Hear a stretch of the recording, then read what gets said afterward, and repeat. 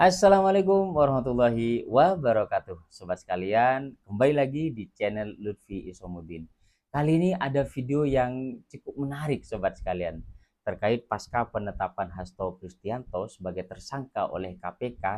Kini dinasihati oleh sesama kader PDIP, yaitu Bambang Pacul, agar Hasto tidak cengeng dan hadapi kasus ini, kemudian tidak usah mencari simpati publik, katanya sobat sekalian.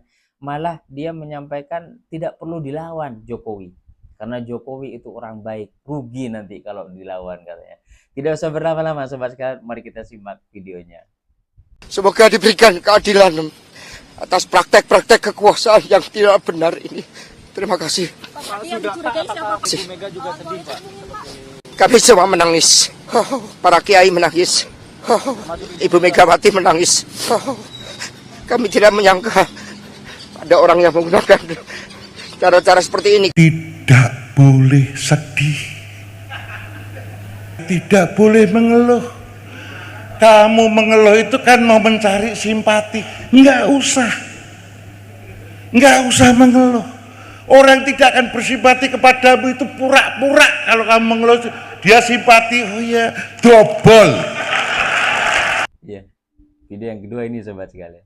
Madukoro dulu.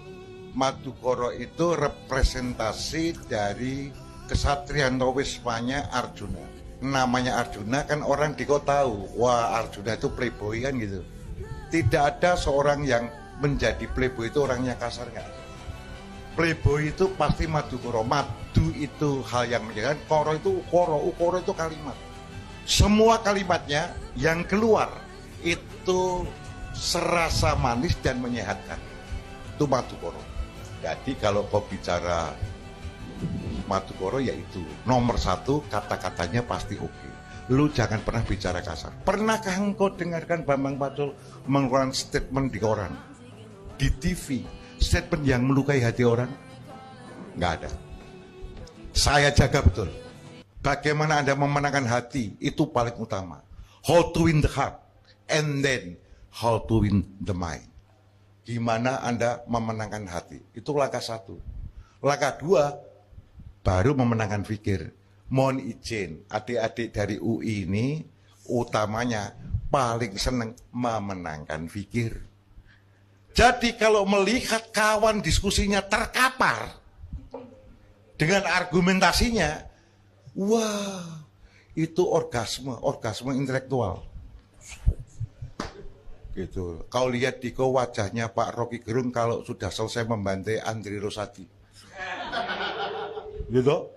Begitu selesai membantai itu betapa cerahnya wajahnya Pak. Terlihat sangat amat happy. Gitu loh. Yang kebantai, mohon izin sakitnya akan panjang. Itu paham ya? Paham. Itu penyakit kawan-kawan yang terlalu banyak baca literatur.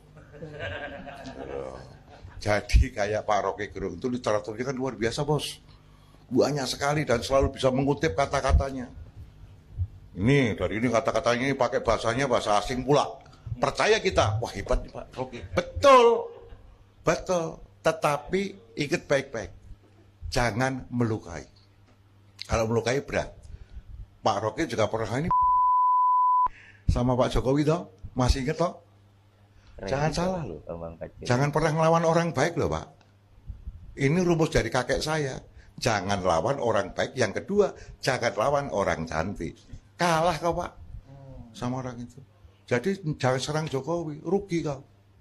Kau rugi. Bukan aku pro Jokowi loh. Ini ilmu saja. Ini just ilmu gitu loh, ilmu kehidupan. Ya sobat sekalian, menarik. Jadi pasca penetapan Hasto ini begitu banyak polemik, bahkan justru disebut apa yang dimunculkan oleh Hasto menyimpan bukti-bukti video dan sebagainya sehingga dibawa ke Rusia. Ini disebutnya adalah sebuah bargaining. Bahkan disebutkan oleh siapa Koni yang menyimpan dan membawanya ke Rusia itu akan menjadi bom waktu kemudian. Artinya ini sudah dikaji, ditelaah oleh yang setelah ini kita lihat sobat sekalian, bahwa tidak ada gunanya Hasto menyampaikan keluar-keluar dan menyimpan sebuah bukti video keterlibatan para pejabat negara termasuk penguasa waktu itu melakukan kriminalisasi dan sebagainya. Itu tidak ada gunanya sobat sekalian. Justru jika seseorang katanya mengetahui telah terjadi pidana atau korupsi sobat sekalian, tetapi dia diam, maka dia sudah terlibat dalam sebuah pengkaburan, maka dia bisa dipidana. Ayo, bagaimana Hasto atau Koni ini? Maka silakan saja katanya diungkap apa yang menjadi bukti kasus yang skandal yang katanya disebut terjadi di Republik ini. Silakan saja diungkap. Mari tidak usah berlama-lama, mari kita simak videonya sobat sekalian. Loh, ini bukan soal sebagai SRPD atau sebagai warga negara ya. Kalau menurut saya, kalau memang ada masalah hukum nggak apa-apa, dilaporkan saja ya. Kalau memang ada masalah hukum, saya kira kalau itu memang benar, silakan. Kalau diindikasikan ada pelanggaran hukum, dilaporkan saja pada lembaga penegak hukum di Negara Kesatuan Republik Indonesia. Bukan dilaporkan di lembaga di Republik Federasi Rusia. Yang bermasalah kan orang Indonesia, bukan orang Rusia, ya kan? Yang bermasalah kan namanya Bambang, namanya Ahmad, namanya Agus, namanya Sri, namanya Ningsi. Yang bermasalah kan, bukannya namanya Sergei, Vladimir, Anatoli, ya, Alexander. Kalau memangnya bermasalah Indonesia, laporkan ke aparat penegak hukum Negara Kesatuan Republik Indonesia. Bukan dokumennya dibawa ke Republik Federasi Rusia. Apa hubungannya? Gak ada hubungannya. Kalau kita bicara hukum ya, karena kita bicara soal itu soal hukum. Jadi menurut saya nggak ada masalah, silakan laporkan saja. Kalau memang tidak ada kepercayaan ya tentu saja Pak Prabowo juga mengatakan jelas sekali soal korupsi. Ini berlaku untuk siapapun ya. Bagaimana kasus-kasus hukum tentu saja harus diselesaikan secara hukum. Dan ya, aparat hukum kita ya kepolisian, ya KPK, ya kejaksaan, kan begitu ya? Ya kan? Ya itu. Tapi analisanya Bukan bukan gertak sambal semata ya Bang? Apa tuh? Karena bilang ada ini kayak gertak sambal doang nih, buktiin. Saya kurang tahu karena saya bukan seorang psikolog. Saya tidak bisa membaca mimik mukanya Ibu Koni saat berbicara ini sebenarnya gertak sambal atau tidak. Atau blackmail gitu? Ya atau blackmail, ya blackmail. Ya kalau blackmail kan nggak bagus jadinya. Ada kasus, kalau kamu mengetahui ada kasus kejahatan. Siapa namanya? Anda ini? Nurul. Nurul tahu ada kasus kejahatan. Terus ngomong ke orang-orang, aku tahu ada kasus kejahatan.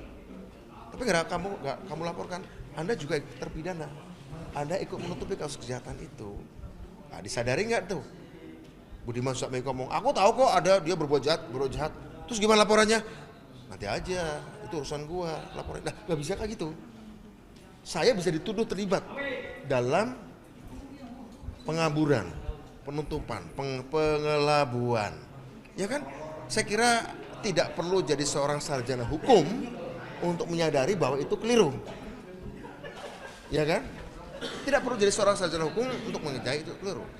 Tidak perlu harus jadi sarjana hubungan untuk internasional untuk mengetahui bahwa kasus di Indonesia yang diselesaikan di Indonesia, bukan di negara lain.